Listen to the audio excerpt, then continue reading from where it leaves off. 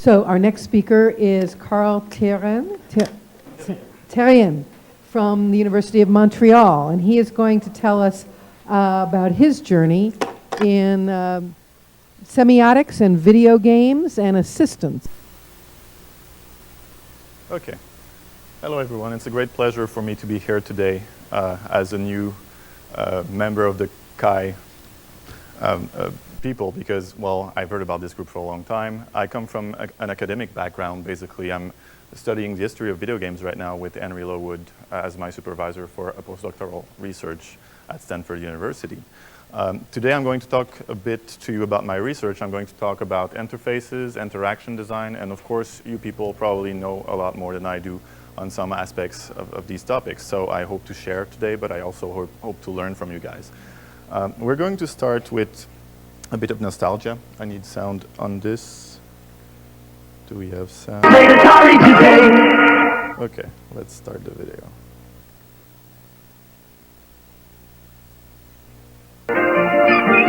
You wanna play Berserk?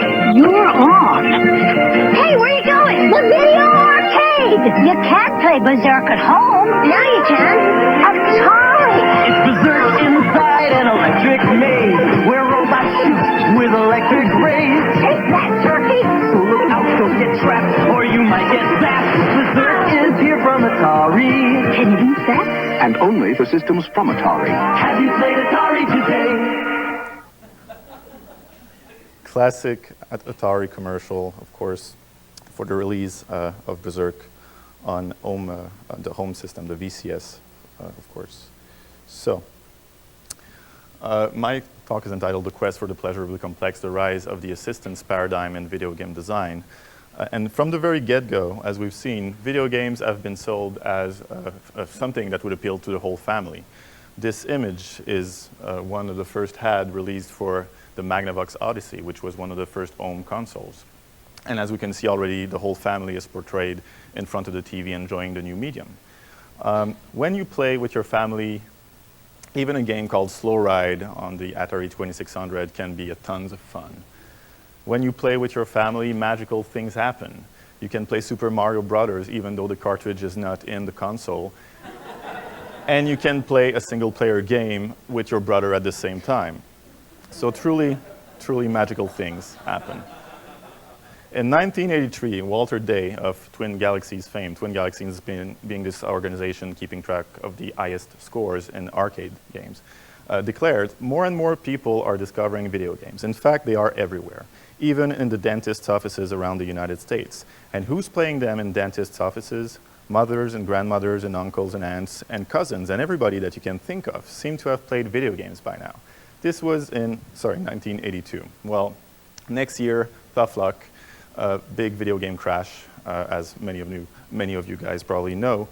This is a picture of one of the infamous landfills where they had to bury so many unsold cartridges of mediocre games like E.T. That couldn't sell because the market was saturated. So it appears that maybe not that many people were playing video games. Maybe your aunt did try to play Berserk once, but probably the chance is she didn't like it so much and she didn't stick to it. In the early days, and I'm going to here propose two very large categories of game to make my point, there was before the crash two types of games. There was the deceptively simple. Donkey Kong, for instance, you approach the arcade cabinet, you see instructions on the cabinet, and they almost seem to be making fun of you. I mean, jump button makes Jumpman jump. That's kind of really, really obvious, right? Well, anybody who played Donkey Kong knows that this is very deceptive because, as a matter of fact, if you play Donkey Kong, the average player will last 60 seconds on one life. So, of course, we're in the arcade days. The goal is to get you to put your quarter in there and then to make you scram away from the machine as fast as they can or to put another quarter. And so those games were very, very frustrating. They didn't appeal to everybody. That's the point I'm trying to make. The second type of game is the engrossingly complex, which we can trace back to tabletop RPGs, such as Dungeons & Dragons, that came out in '74, I think, with very, very extensive rule books. So they were very, very complicated game, but they found a niche of players that were very interested into exploring these worlds in order to role play with their buddies around the table. And soon enough, we did see computer versions that were inspired by Dungeons & Dragons. And again, they were appealing to some players, but again, it was a niche that was very interested in these games. So I think that those two broad categories of game partly explain why it was not really a family medium back in those days, and that not that many people were interested in playing video games. You had the very competitive game, and you had the very, very complicated game. After the crash, Nintendo had the good idea to change the marketing of video games and to try to sell this thing to a broader demographic, or to give you the idea that now it's not going to be a frustrating experience, it's going to be an empowering experience. And this, of course, is an image of the infamous Power Glove that was, well, we could say a failure from a marketing standpoint, from a commercial standpoint. But I think it really embodies what Nintendo was trying to do. The motto for the HADs at that time was, now you're playing with power. And I think you can really see that here. If you look at the game manuals of that time, if you look at the commercials, they were really insisting on the power-ups. You know, power-ups you had in Pac-Man, for instance, you had the power pellet, and it was a power-up mechanic.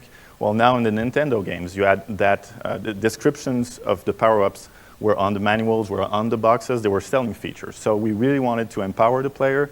Even though the games were tremendously challenging, we wanted to make you believe that you would ultimately prevail and win these games. And today, the new strategy adopted by Nintendo and their competitors like Sony and Microsoft is the dream of natural interaction. Now, really, everybody can play games because you don't have to learn a complex set of rules. You just use the prior knowledge you know of the world in order to interact with the machine.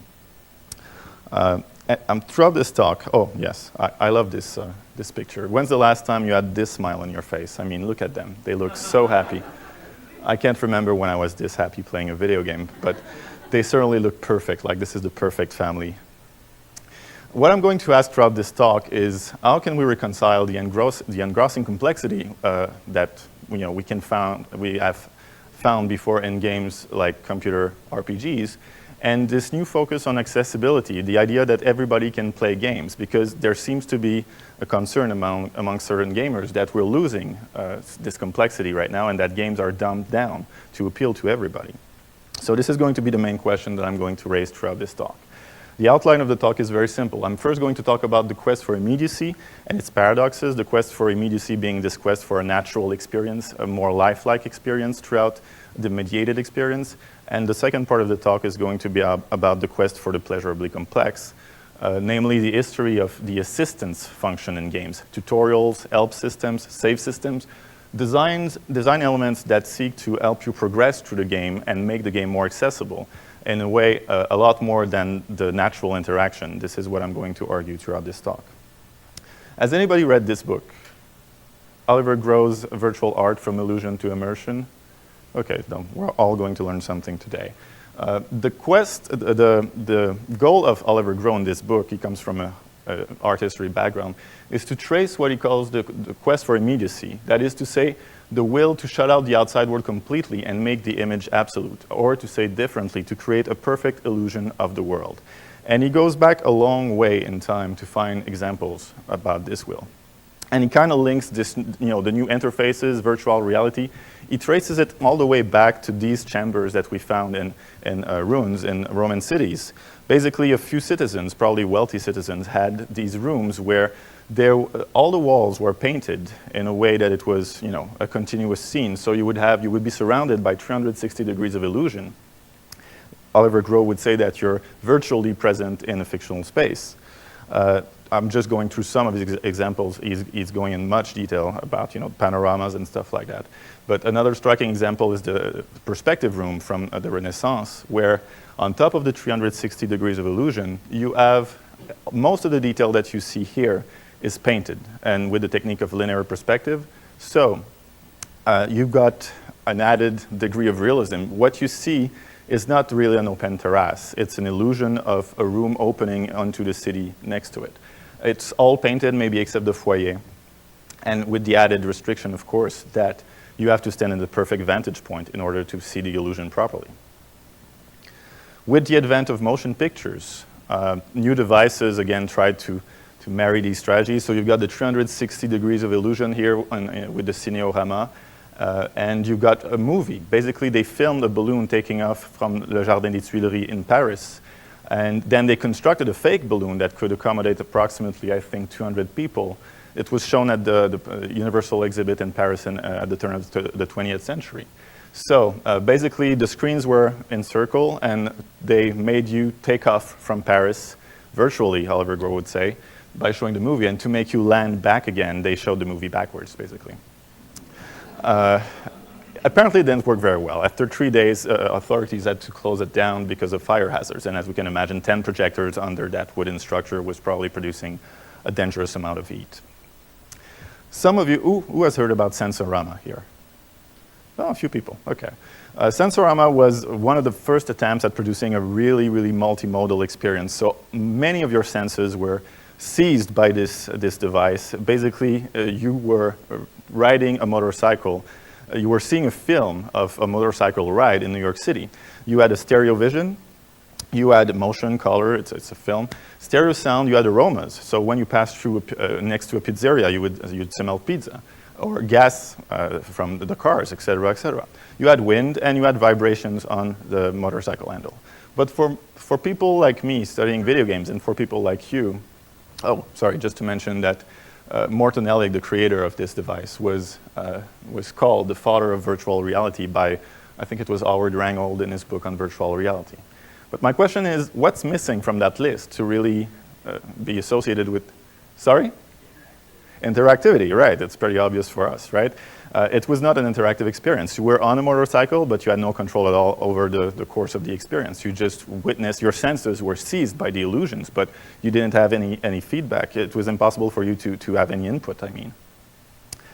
After all, when we say create a perfect illusion of the world, what we mean is to replicate a first-hand experience. And in that way, interactivity is a continuation of that quest for immediacy. That's Oliver Grove's one of his main arguments, and I strongly agree with him on that. After all, perception, our senses in the real world are never meant to passively apprehend the world around us. It's meant to appraise the world in order to act appropriately on the world. So of course, from the first design by Mr. Sutherland in the 60s to these models of head-mounted displays and data gloves used in the 90s at NASA, we see that there's a desire to create an interactive illusion, some form of interactivity that is functional with the way our body interacts with the real world, and virtual images that can adjust to the way our bodies move. It's interesting that all these devices were mostly, scientific stuff, experimental stuff used in fairs, design, fantasies. But in entertainment media, in what we call mass media today, the quest for immediacy is already very prevalent. This is an image that tries to sell or to communicate the impression, the effect that IMAX 3D has on its viewers. It's this idea of an illusion so convincing that it literally leaps off the screen and onto your lap, and it seizes you so completely that you cannot not believe to this illusion. Interestingly enough, when video games were starting to be, already this same visual rhetoric was used by many marketing campaigns, and this is the cover of the first issue of Computer Gaming World, where this dragon jumps out of the screen right at you. Well, it's a bit surprising considering that in 1982, a dragon probably looked something like this. As a matter of fact, it didn't even look that good. It probably looked something more like those red pixels in the middle of the screen. They could be pretty much anything because they were defined by the game manual, right? Well, at the very least, we can recognize Indiana Jones at the bottom of the screen, kind of, a little bit. But what's fascinating is that in a very, very short time, designers, computer scientists have created, a world of illusion that's absolutely staggering. It's amazing the progress that we've made in creating lifelike and more photorealistic visual experiences. In just a few short years, from the first Half-Life to the second one, we can see, the progress that has been made in terms of visual fidelity. And then if you go to 2010 with Heavy Rain, where they literally took real actors and they modeled them, they modeled their faces, they applied very detailed textures, they have very, very detailed lighting and shadowing algorithms going on in real time. Well, the progress is really staggering, and again, this is part of the quest for immediacy, the will to create an ever more realistic experience. Of course, there's also the same trend, or one could say, or one could think, in interface design. we seem to be focusing on the idea of natural interaction as the future, as something that will be even more prevalent in the upcoming interfaces that some of you guys are designing in there. So from the completely symbolic interaction of pressing a button to motion capture with the Wiimote, there's clearly a tendency towards motion capture and naturalness and interactivity. In video games, there's been many attempts to create this natural interaction. Most of them have been failure up until recently. This is the Stuntmaster. Has anybody ever tried the Stuntmaster? Really? Do you have painful memories? Apparently, I've been told it was kind of a sad experiment where actually it's not like stereo vision. You have a TV pretty much glued to your face.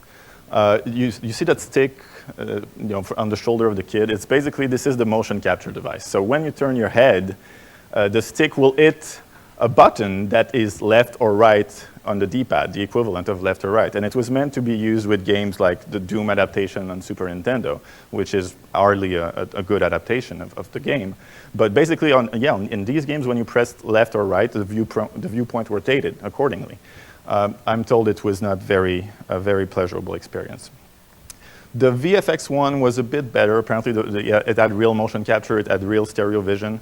So it was apparently more pleasurable, but again, it was probably not the best way to play the games on the PC that you could play at the time with a keyboard and mouse.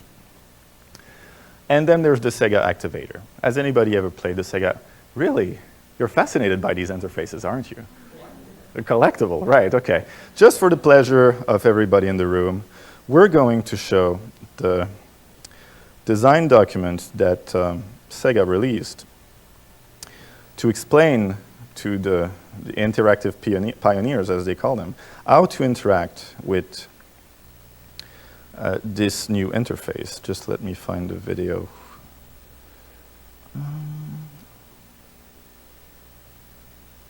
There it is, Sega Activator. I'm sorry, it's about 4 minutes, but it's worth it.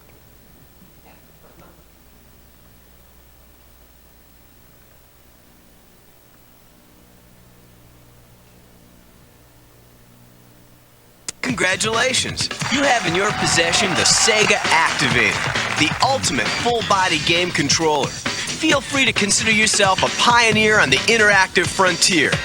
Okay, I will. Gotta go. Now, take a look at your fingers. Identify the ones we like to call thumbs. Pat them on the back if you can find their backs, and thank them. Up until now, they've been doing all the work, but that's about to change. Remember, the Activator is for indoor use only. Any room with a standard ceiling height will do. Just be sure to give yourself enough space to move around. You don't want to be crowded when you use the Activator. Avoid setting up directly beneath light sources. Also, avoid metallic or mirrored overhead surfaces.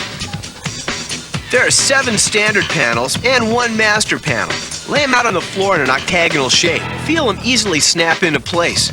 Make sure the master panel is facing the TV set. Place the optional stickers on each of the panels. These stickers correspond with game actions and controls and will help you coordinate your moves. Remember to maintain this numerical configuration for future setups. The Activator plugs directly into your Genesis. Just plug in the AC adapter, turn on the master panel power switch, and put in a game card. The next step is the most important thing you have to do. It's called calibration. The Activator beams must adjust themselves for optimum performance to the specific gameplay area. Stand away from the panels, at least 3 feet, and turn on your Genesis. Wait for about 20 seconds, or until the game title appears on the screen. The Activator will not work properly without this procedure. Remember, you'll need to recalibrate every time you turn on the Genesis or when you put in a different cartridge. That's all you have to do. It seems simple, because it is. The Activator is an actual game controller. Panel 2 is the B button, Panel 8 is the C button. Panels 1, 3, 5, and 7 act as the directional pad. When hit individually, panels 4 and 6 are like the A button. When hit together, they're the start move. Because the Activator uses infrared light, you can't actually see the beams, but if you could, they'd look something like this. Start by holding your hand simultaneously over panels 4 and 6. Again, this combination is like hitting the start button. It is also the way you'll pause, play, and select most game options.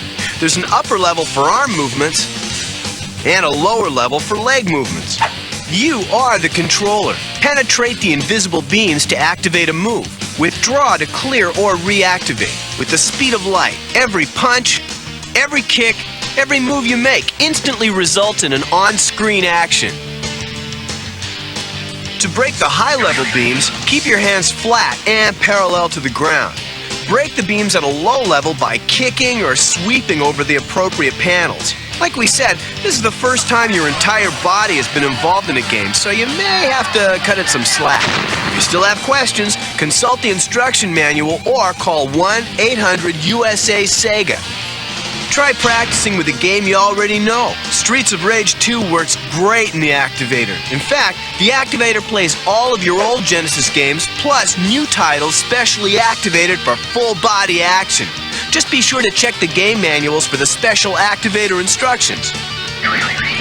Discover a new world of moves and combinations that simply aren't possible with normal controllers. You'll be surprised how quickly your body catches on.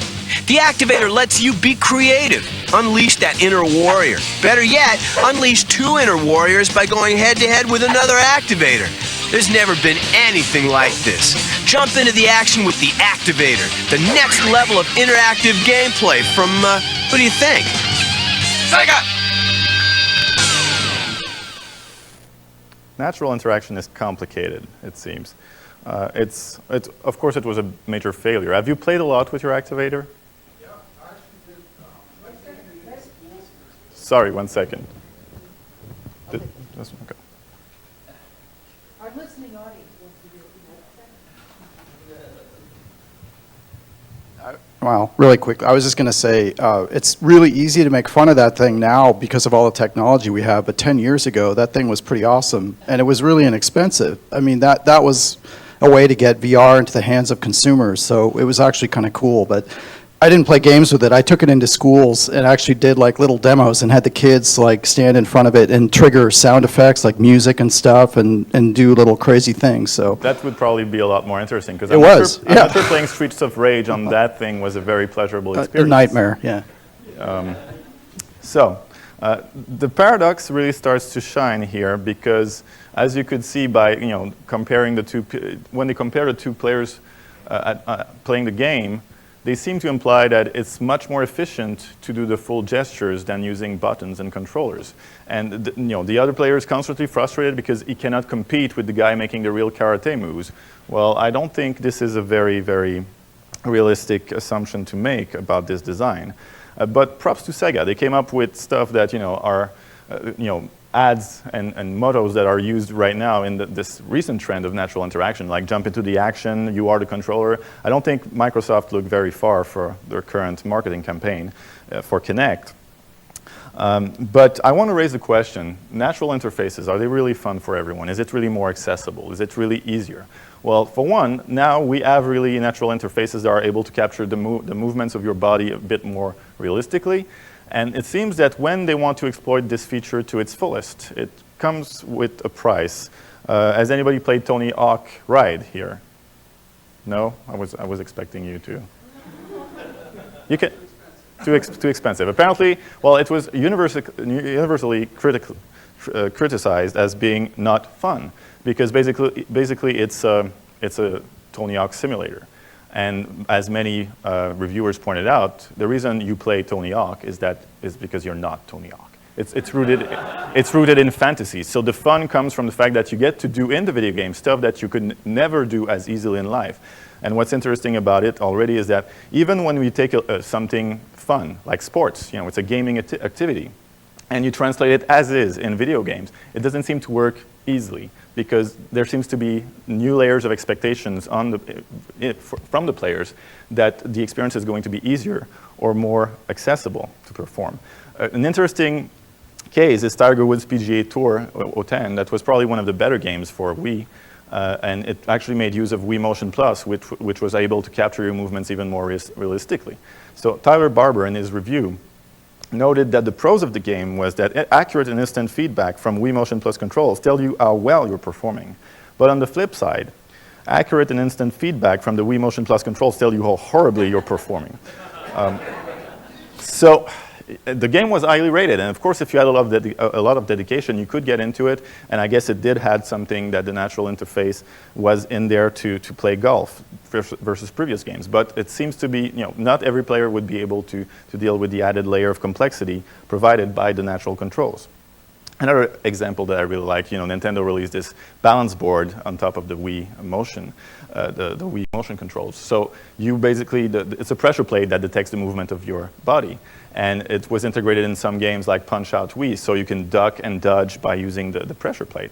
Well, in his review, the guy from G4 kind of repurposed the whole machine to, to a whole different level here. At first, he tried it. He said it's a neat feature, but likely after 10 minutes, you'll stop using it. And I think that there's a reason for that. So this was when people tried to really use the new control devices to their fullest, to the full potential of capturing the motions and integrating into games. It seems to be more or less a success. The other strategy is to reformat the interactive experience in order to dumb down the natural controls or to dumb down the way you interact with the game. For instance, in many games on the Wii, they favor the format of the minigame versus the complex scenarios that we've come to experience in adventure games and role-playing games, etc. So you will have a short segment where you cut shallots in Cooking Mama Cook-Off. It will last about 30 seconds. And yes, it's a more natural interaction, but even though it's just a motion like this, that's very imprecise. That's nothing really like cutting shallots in real life. But still, you get the natural motion. And in exchange for your effort that you provide at that moment, the format of the game is reduced, so the challenge is not as long. You get a shorter effort return cycle, one could say. Another tendency, another strategy to accommodate these new devices has been to, yes, provide natural gestures for some of the movements in the game, but to automate gestures that you had control on in other games. For instance, in Wii Sports, you control, of course, the motions of the end, but your character moves on the screen by himself. And this is a tendency that we see in a lot of Wii games. There's a lot of on-rail shooters, for instance, on Wii. On-rail shooters is basically a shooter where the movements into space are automated for you. You just have to do the aiming with the Wiimote. So there's a tendency towards more natural, realistic interaction on one part, but then they take away some other parts to make it, I guess, more pleasurable. And it seems to be a design strategy that is going on with the other interfaces, like the Kinect demo of Star Wars that was presented at E3. From what I understood, you basically all get to live your dream of maneuvering a lightsaber as if you were in a Star Wars movie, but the trade-off is that your avatar moves from one challenge to the next, one character to the next by himself. You don't actually explore the space, you just are taken from one character to the next, and then you do the realistic motions. So you got this idea of a short-term effort return cycle, the mini-game format. That's one way of dealing with the added naturalness of the game. And you've got this idea of dismemberment. So the natural interfaces are not really suited right now for spatial exploration in virtual worlds. It's hard to imagine having an interface that would allow you to walk around your living room and have it translated as is in the virtual world. And the question we can ask, of course, is there, for this new naturalness, for this new realism, is there a layer of complexity that's being lost right now? I think that we can say that there's, yes, new complexity, added complexity by the motion controls, which is that we can now translate your motions in a 3D space and the strength of your motions.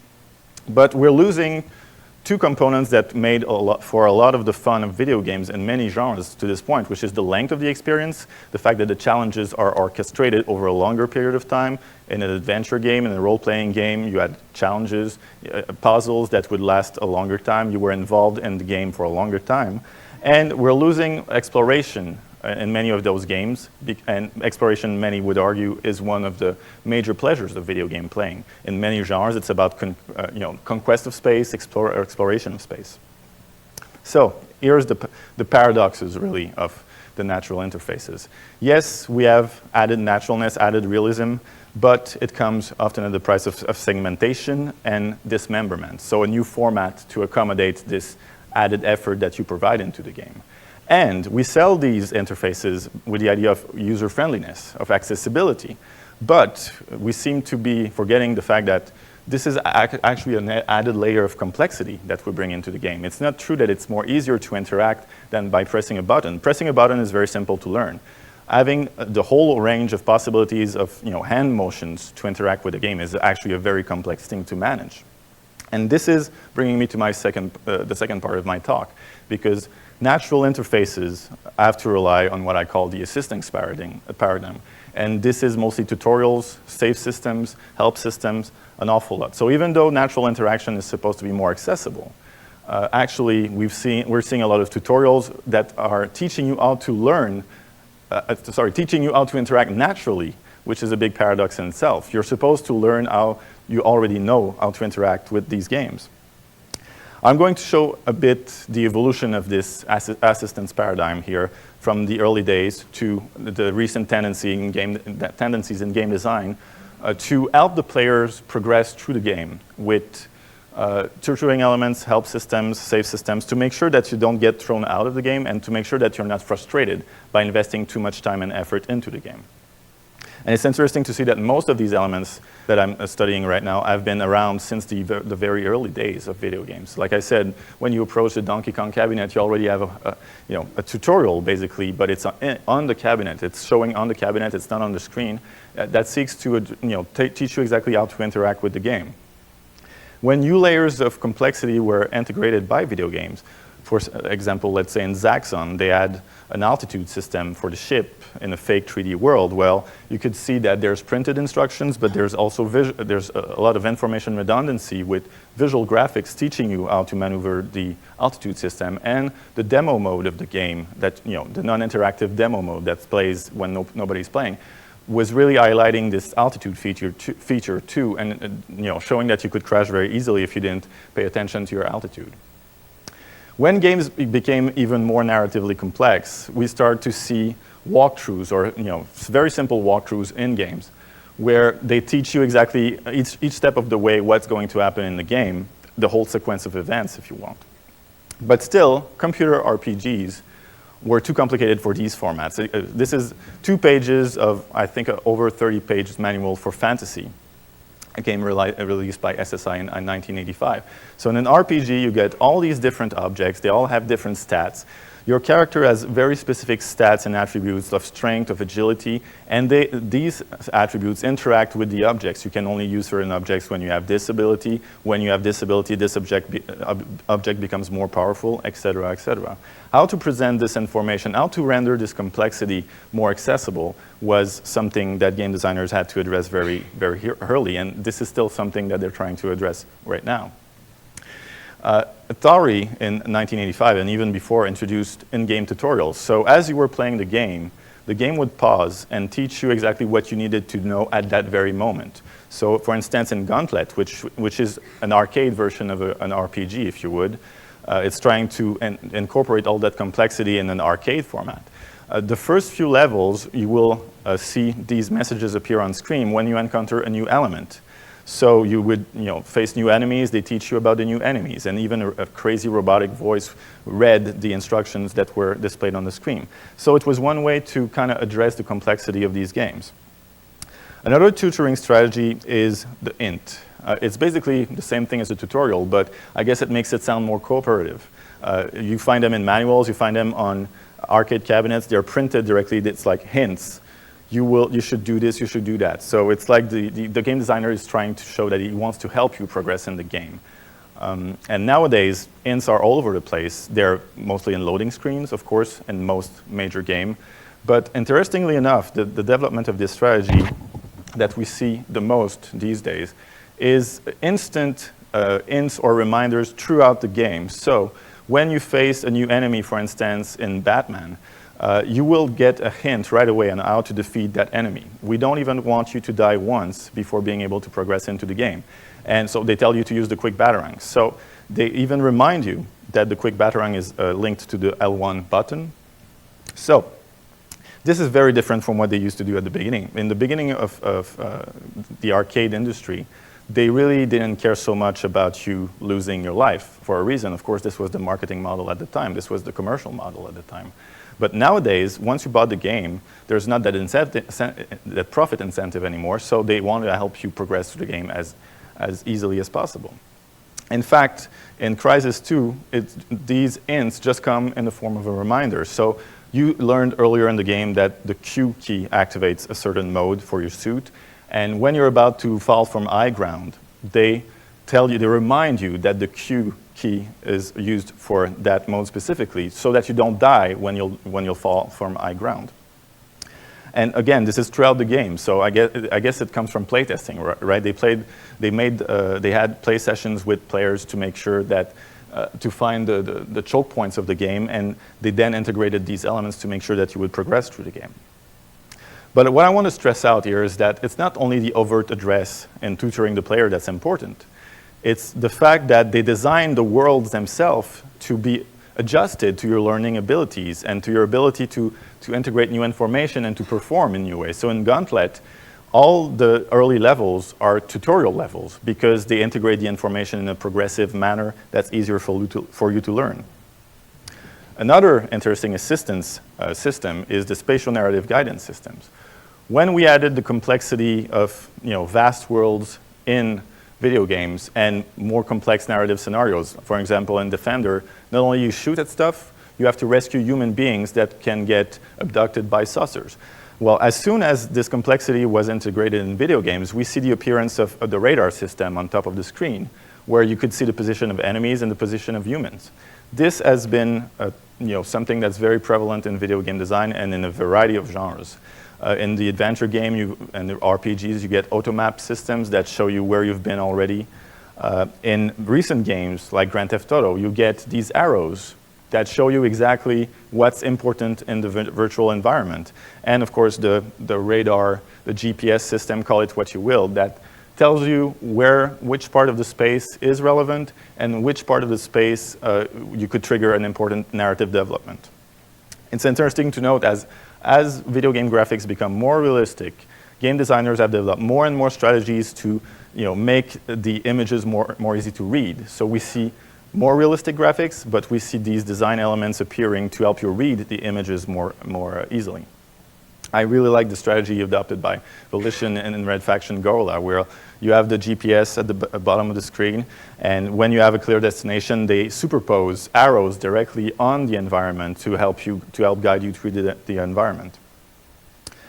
One of the last aspects I'm going to talk about is save systems, and it's a major feature in the assistance paradigm, because of course we want to salvage the efforts you've invested in the game. Save systems emerged quite early. The earliest example I could find was in Invasion Orion in 1979. And of course, depending on the system, they could be integrated more or less with some restrictions. On the consoles, you couldn't save as much as you wanted to do, so they had to integrate chips in the cartridges to allow you to save, but you were limited in terms of the space you could, the amounts of saves you could do. On the personal computers, typically you were not restricted as much, so PC gamers started to save frantically. There was a quick save option most of the time, and players started using that an awful lot. I found this in a manual. The game designers say that you should save as often as possible. You never know what's around the next corner. And as a matter of fact, PC gamers have this tendency to save an awful lot. But the interesting development of this tendency, of this design strategy, is checkpoints. And again, they've been around for a long time. A checkpoint is something automated. When you cross a letter, for instance, in Moon Patrol, the next time, when you die, you'll start again at this letter. So you don't lose all the time and effort you've invested up to this point. This has been very prevalent in the console world. And now we're seeing it coming back even to the PC world. In Crysis 2 for the PC, you cannot save by yourself. The checkpoints are automated, so as you progress through the game, you can rest assured that there will be enough checkpoints. So if you die, you will start maybe 2 minutes prior to your death. So again, the goal is to have less frustration. But a lot of PC gamers are pissed off because of these measures, because they want to frantically save every 5 seconds. But the trade-off is that game designers are integrating more and more checkpoints. So I'm playing L.A. Noire right now. In L.A. Noire, an action sequence, a shooting sequence can last 5 to 10 minutes. Well, I've discovered that by purposely dying a couple of times, that there's as much as three checkpoints in those short sequences, whereas before, you would typically start the sequence at the beginning. If all else fails, the last part of the assistance paradigm is adjustable difficulty settings. And again, they've been around since the beginning of video games. But the trade-off was that you would lose a generous bonus if you didn't pick the most difficult wave. And of course, in these days, video games were more about a social competitive practice than about, let's say, getting immersed in a world for the pleasure of being immersed in that world in itself. But still, it was around since the beginning. The other strategy was to clearly value the difficulty settings, most notably in ID Software games, where nobody wants to select, can I play daddy, don't hurt me, you sound like a wuss if you do, right? The tendency now is to evacuate these clear values and to just have a difficulty slider in many games. Apparently in Oblivion you can select, there's up to 100 options you can move with the slider. And it's just a difficulty slider. But what's even more interesting is that there's a dynamic adjustment of difficulty, meaning that you don't even have to select the difficulty. The game world evolves at the same pace as your main character does. So when you learn new abilities, when you level up, when you gain new and more powerful weapons, the enemies in all of this open world will also be stronger and more difficult to beat. And again, players were pissed off when Bethesda introduced this feature, because in previous games, in the tradition of RPGs, as a matter of fact, getting to some parts of the world and getting killed if you weren't strong enough was part of the genre.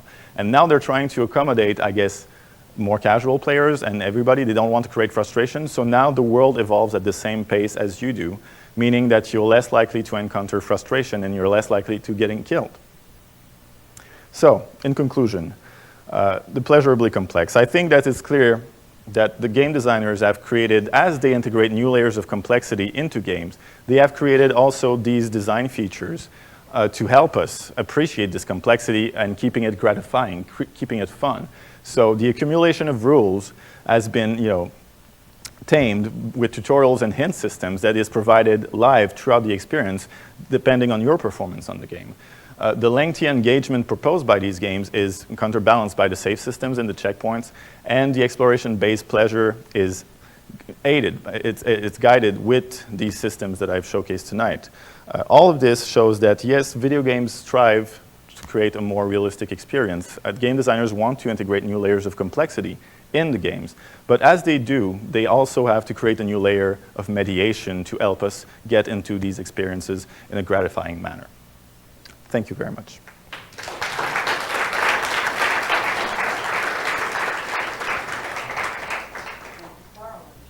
Questions? Gentlemen, you want to take the side over?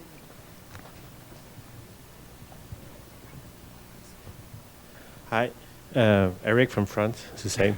I am involved in pervasive games. You don't talk about pervasive games.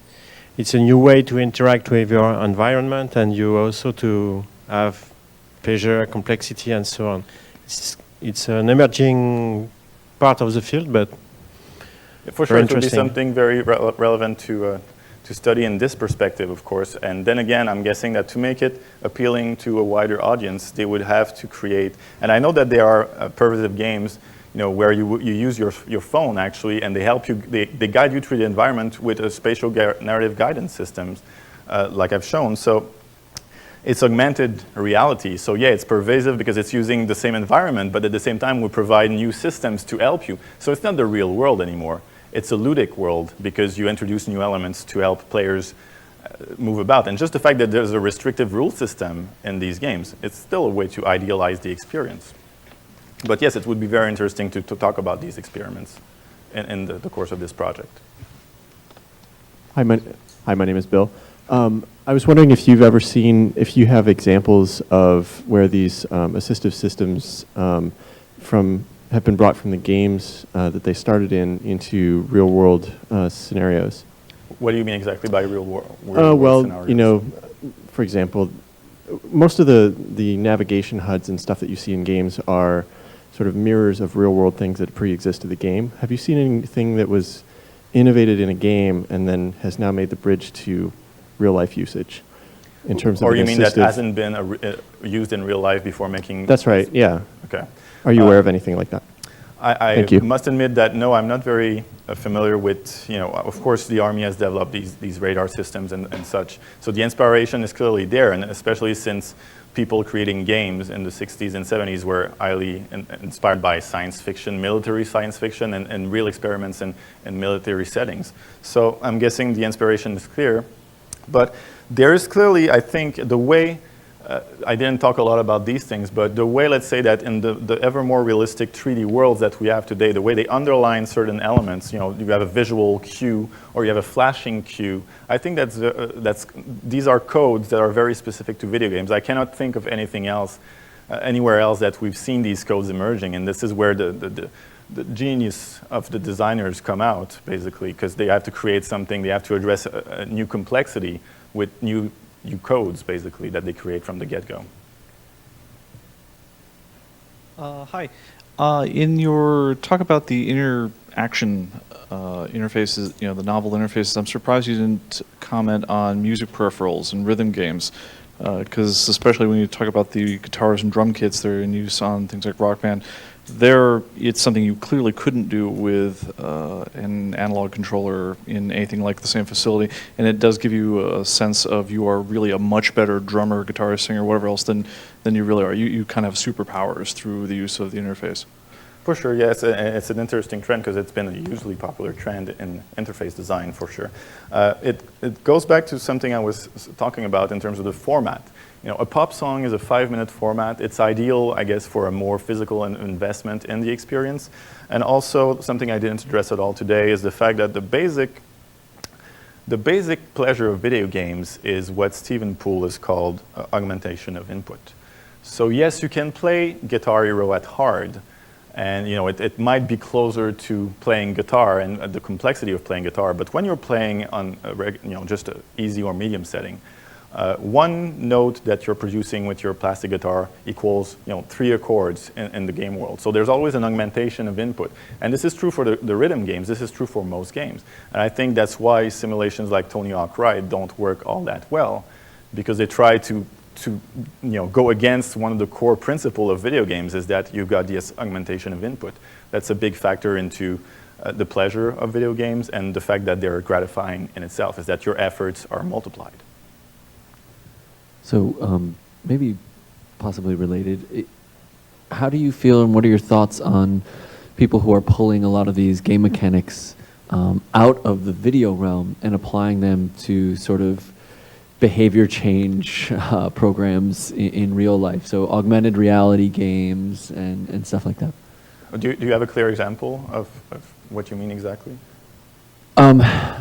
I guess I'm thinking there's a lot of gaming coming around, like behavior change things that are going with trying to get people to live in alternate realities, if only for a short period of time. And a lot of them are scenario based, but there are also a lot of these sort of mini game mechanics that they're trying to pull out of video games and put in. There's a lot of the gamification of things where they're adding parts of the point and incentive layers, and then they'll have to try and emulate some of the, I guess, more of the tutorial layers, but in a more abstract way. And have they like took a tutorial or another mechanic and like really implemented it? Yeah, I'm just wondering if you've kind of explored that area. I'm not very familiar with this field, but if you can talk to me after the okay, this yeah, Q&A, I'd love to learn more about that. Okay, cool, thanks.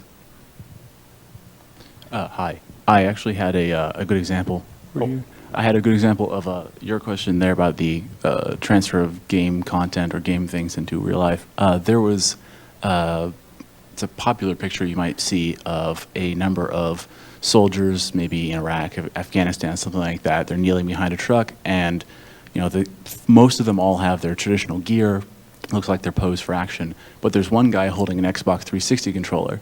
And it gets passed around as kind of a humorous, oh, what are these guys messing around? But the actual story is, through the R&D, the military found that they had a reliable piece of hardware in that controller, and enough of the soldiers were familiar with it, they didn't have to develop a new controllers for drones, bomb disposal robots, things like that. Oh, really? So they've got, they just tie a video feed, a wireless video feed, into the soldier's helmet, or some eyepiece or something, and then he just uses the controller, and in controllers he's familiar with, doesn't have to relearn, and you know, if you break it, it costs $60 rather than 50,000 or something like that.